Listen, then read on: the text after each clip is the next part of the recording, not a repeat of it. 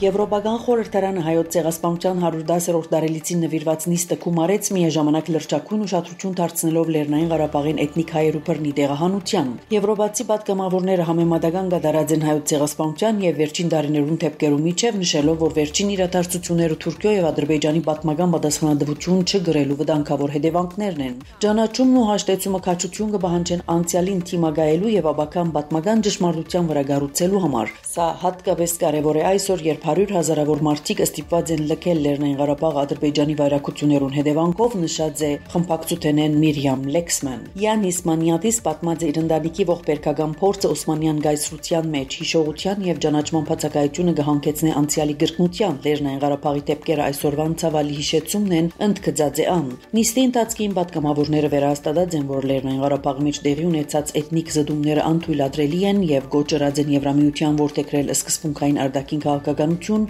որը մարդու իրավունքներն ու միջազգային իրավունքը վեր գտասե քաղաքական եւ տնտեսական շահերեն։ Վրաստանի նախագահ Միխայել Գավելաշվիլին ապրիլի կեսին պիտի այցելի Ադրբեջան, ապա Հայաստան։ Դեղեցությունը հայտնեց նախագահի միջազգային հարաբերություններու հարցերով խորհրդական Լուկա Էխվայան։ Գավելաշվիլի առաջին արտասահմանյան այցելությունը պիտի կատարի Ադրբեջան ապրիլ 14-15-ին, ավելի ուշ Հայաստան։ Այցի ժամկետները թեր չեն հստակեցուցած։ Ֆրանսիայի, Եվրոպայի եւ արտաքին գործերու նախարար Ժան-Նոել Բարոն ընդգծած է, որ Ֆրանսան առաջիններն է, որ ողջունեց Հայաստանի եւ Ադրբեջանի միջև խաղաղության համաձայնագիրի շրջբանակցություններու ավարտը եւ գոչ ըրավ գարտ ժամանակի մեջ ստորագրելու համաձայնագիրը կհայտնեն Ֆրանսիայի մեջ Հայաստանի տեսփանադունեն։ Իր խոսքի մեջ նախարար Բարոն անընդունելի որակեց Հայաստանի եւ Ադրբեջանի միջև խաղաղության համաձայնագիրի ստորագրության համար Ադրբեջանի կողմեն առաջ քաշվող Հայաստանի սահմանադրության փոփոխության նախապայմանը եւ շեշտած է, որ նման նախապայմանները կցկցկեն ստորագրության գործընթացը։ Ան նշած է, որ ինչպես Ֆրանսան, այնպես էլ Եվրոպական միությունը ուշադիր կհետևին Ադրբեջանի մեջ կամայականորեն ազատութենե զրկված բոլոր անձերու իրավիճակին եւ գոչ կնեն ազատ արձակել երկու երկիրներու միջև ընթացող ղեկավարման գործընթացի շրջանակներու մեջ։ Հարավային Կովկասը պետք է դառնա խաղաղության եւ բարգավաճման տարածք, Եվրոպական միությունը գժնաթեր խաղալ նպաստելով սահմաններու բացման, տարածաշրջանի ավաշրջապակման իշահ տարածաշրջանի բնակչության, ըսած է Ֆրանսիայի, Եվրոպայի եւ արտաքին գործերու նախարարը։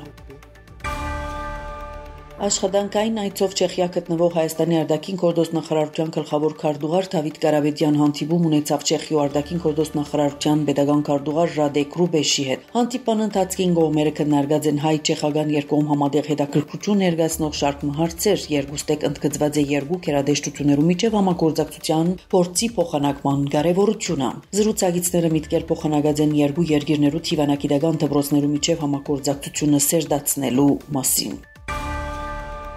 Հունաստանի մեջ Հայաստանի Հանրապետության արտագարկ եւ լիազոր տեսփան Տիգրան Մկրտչյան հանդիպած է Հունաստանի գրթության նորանշանակ նախարար Սոֆիա Զախարակիին հետ։ Կհայտնեն տեսփանադունեն։ Տեսփան Մկրտչյանը շնորհավորած է Սոֆիա Զախարակին նախարարի նշանակման առիթով, կողմերը քննարկած են գրթության ոլորտեն ներսարապերությունները ընդլայնելու կարելիությունները։ Անդրադարձ եղած է Հունաստանի մեջ մասնավորապես Աթենքի եւ Կոմոտինի համալսարաններու մեջ հայոց լեզվի եւ հայագիտության դասավանդման արդեն սկսած ծրագիրներուն, ինչպես նաեւ Հայաստանի մեջ հունարեն լեզվի զարգացման ծրագիրներում, մասնավորապես Երևանի պետական համալսարանի եւ Բրույսովի անվան պետական համալսարանի մեջ։ Տեսփանը ներկայացուցած է նաեւ կառավարության նախաձեռնած ակադեմիական քաղաք նախագիծի հայեցակարգը։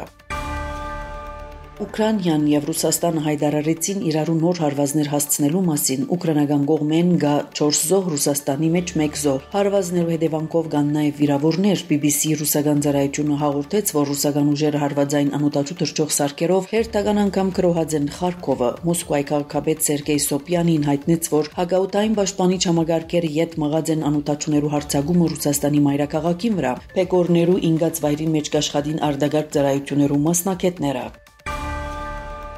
Բրյուսելի մեջ տեղի ունեցավ ՆԱՏՕ-ի արտաքին գործոստ նախարարներու երկօրյա գագաթնաժողովը, որուն առաջին անգամ կմասնակցի Ամերիկայի պետական քարտուղար Մարկո Ռուբիոն։ Հանդիպումեն առաջ անըսած է, որ Վաշինգտոն պիտի մնա դաշինքի մեջ, սակայն դաշնակիցներեն կբահանջվի հնայի առնվազն 5% ծախսել պաշտպանության վրա։ Ամերիկայի պետական քարտուղարը ընդգծած է, որ Ամերիկան ՆԱՏՕ-ին դուրս գալու մտադրություն չունի։